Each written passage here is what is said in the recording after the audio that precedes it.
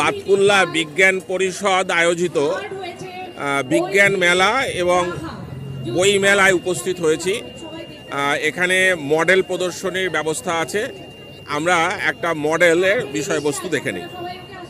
এটা হলো laser security system. এটা একটা ব্যাংকের এখানে একটা লেজার লাগানো আছে। লেজারটা এখান থেকে তিনটে কাছে রিফ্লেক্ট করে এখানে এলডিআরে পড়ছে, ফলে এখন সার্কিটটা পুরো আছে। এবার যখন কোনো চোর কিংবা কোনো আনওয়ান্টেড পার্সন যখন এখান থেকে ঢুকবে, তার গায়ে লেজারটা আটকে যাবে আর এই সার্কিটটা ডিসকানেক্ট হয়ে যাবে। আর এই বাজারটা বাজার সময় যেমন এভাবে বাজারটা বাজতে হবে। এটার উপযোগিতা কি?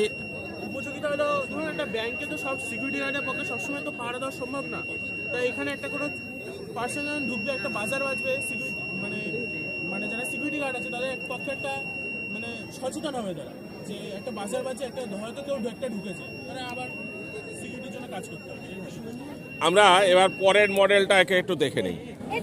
এটা হচ্ছে অন্ধদের জন্য থার্ড আই প্রজেক্ট। এখানে একটা হচ্ছে আয়ার সেন্সর লাগানো আছে, আর এখানটা একটা বাজার লাগানো আছে। সামনে যদি কোনো ব্যক্তি যদি চলে আসে, তখন এই সেন্সরটা কাজ করবে আর এটা বাজতে শুরু করবে। এটা বাজতে শুরু করবে আর সেই অন্ধ ব্যক্তি যদি সতর্ক যাবে বা আশেপাশে যারা থাকবে তারাও সতর্ক হয়ে যাবে যে একটি অন্ধ ব্যক্তি আছে। এটা অনেক দূর থেকে আগুনটাও সেন্স করবে। এটা কিভাবে কাজ করছে?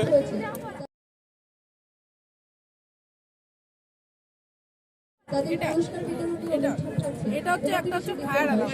ব্যাংকে, হসপিটালে, বিভিন্ন জায়গায় এসব ব্যবহার করা হয়। এটার এখানে একটা ফটো ডায়াল লাগানো আছে।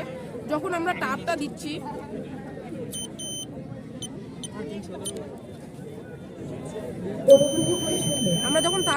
তখন ওই তাপের মাধ্যমে এসে একসময় একটা রেজিস্টার আছে, এই বর্তনীটা পুরো কানেক্ট হয়ে যাচ্ছে।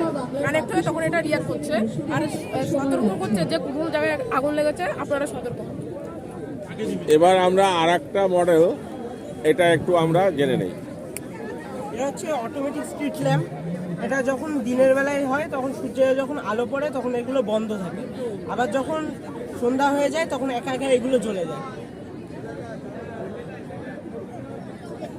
এটা কি কাজে লাগতে পারে বাস্তবে? এটা কোনো ইলেকট্রনিক্সের কোনো কাজ লাগে না, বিদ্যুৎ কোনো খরচ করতে হয় না, একা একা এগুলো সেন্সার লাগিয়ে এগুলো তৈরি করা হয়েছে। আর এটাতে বিদ্যুৎ খুব কম খাবে, বিদ্যুৎ বাঁচাবে। বিনা কারণে দিনের বেলা যখন আলো জ্বলতে থাকে তো অনেক বিদ্যুৎ নষ্ট হয়, আর যখন সকালবেলা সূর্য উঠে পড়বে তখন লাইটটা অটোমেটিক অফ হয়ে যাবে। আচ্ছা, অনেক বিদ্যুৎ বেঁচে যাবে। এখন তো এই স্ট্রিট ল্যাম্পগুলো জ্বলছে, তাহলে দিনের বেলা এটা অটোমেটিক বন্ধ হয়ে যাবে। আর যখন এই সেন্সরের উপর যখন আলোটা পড়বে, যখন সেন্সরটা আলোটা মোশন করবে বুঝতে পারবে। আচ্ছা, একটু করুন, আরেকবার দেওয়া হোক, আরেকবার। বেশ, যারা ফার্স্ট সেকেন্ড থার্ড হয়েছে আর যারা হতে পারেনি তারা কিন্তু ভেবো না যে আমরা নাচতে পারি না, খুব ভালো গেছেছো। আমি অনেককে ডেকেই বলেছি, আর আমাদের অনেক দূর যেতে হবে।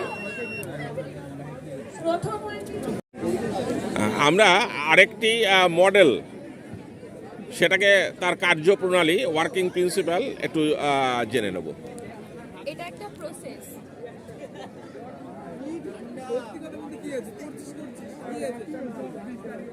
এটা একটা প্রসেস যার নাম হাইড্রোপনিক্স। তো এখানে আমি মাটি ছাড়াই জলের মাধ্যমে উদ্ভিদকে চাষ করেছি। তো এখানে আমি একটা মোটর সিস্টেমের ব্যবহার করেছি। বাতকুল্লা বিজ্ঞান পরিষদ আয়োজিত বিজ্ঞান এবং থার্ড ফ্লোর, বই মেলায় সাপ্লাই হয় সেকেন্ড ফ্লোর, তারপরে ফার্স্ট ফ্লোরে গিয়ে নিচে জলটা চলে আসবে সাপ্লাই। তো এইটা আমি মাটি ছাড়াই করেছি। তো এটার অনেক সুবিধাও আছে, যেমন এটা আমরা অনেক ছোট জায়গাতে করতে পারি, এমন বাড়ির ছাদেও করতে পারি। আর এটা একটা সুবিধা কি, যখন আমরা মাটিতে চাষ করছি, মাটিতে যেসব জীবাণু থাকে সেগুলো উদ্ভিদকে ক্ষতিগ্রস্ত করতে পারে। তো সেইটা আমি এই পদ্ধতিটা ব্যবহার করতে পারি। আর এখানে কোনো সার তুমি কোন ক্লাসে পড়ো? আমি ক্লাস 11 কোন স্কুলে? সুরবিস্তান ভুবনমোহিনী গার্লস। Thank you. এবার আমরা আরেকটা মডেল বুঝে নিই। আগ্রহী দর্শক এবং শ্রোতারা, এখানে আমরা খুবই কম খরচে একটা মাইক্রোস্কোপ বানিয়েছি। মাইক্রোস্কোপের দাম সাধারণত 1000-এর উপরে হয়, এটা আমরা মাত্র 650 টাকার মধ্যে বানিয়েছি। এখানে আমরা ইউজ করেছি একটা আইপিস আর একটা অবজেক্টিভ লেন্স। এখানে আইপিসটাও 10x, অবজেক্টিভ লেন্সটাও 10x। তো আমরা নিচে যেটা যারা রাখবো বিশেষ সেটাকে করে আমি পুরোপুরি এখানে 100 বলবো, গুণ আমরা বড় করে দেখতে দেখানো পাচ্ছি হয়েছে।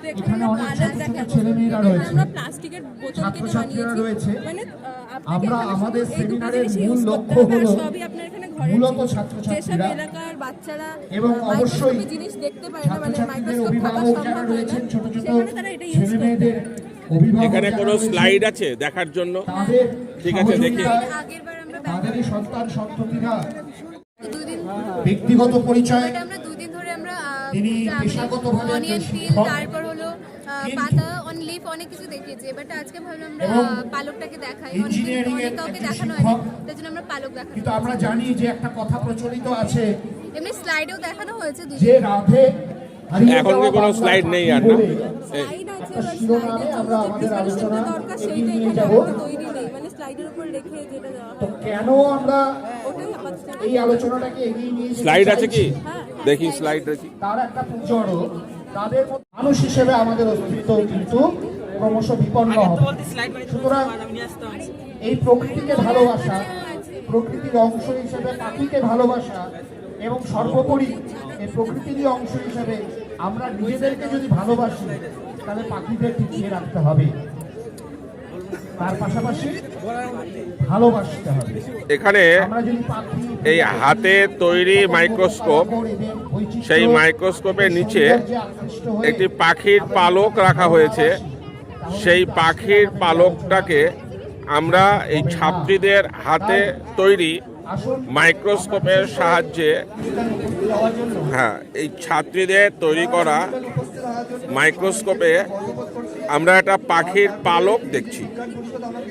এখানে আইপিস হিসাবে 10x আর অবজেক্টিভ লেন্সে 10x রাখা হয়েছে, অর্থাৎ আমরা নমুনার যে প্রকৃত সাইজ, অ্যাকচুয়াল সাইজ, তার থেকে 100 গুণ বেশি বড় আমরা দেখতে পাচ্ছি।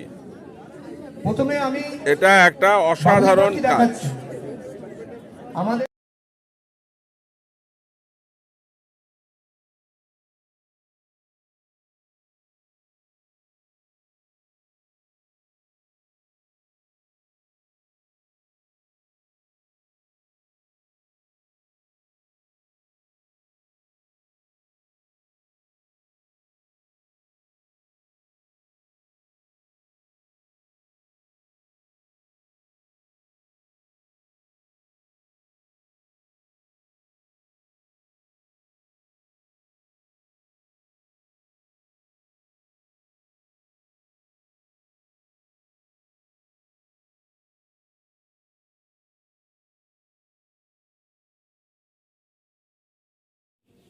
Thank you for watching this video.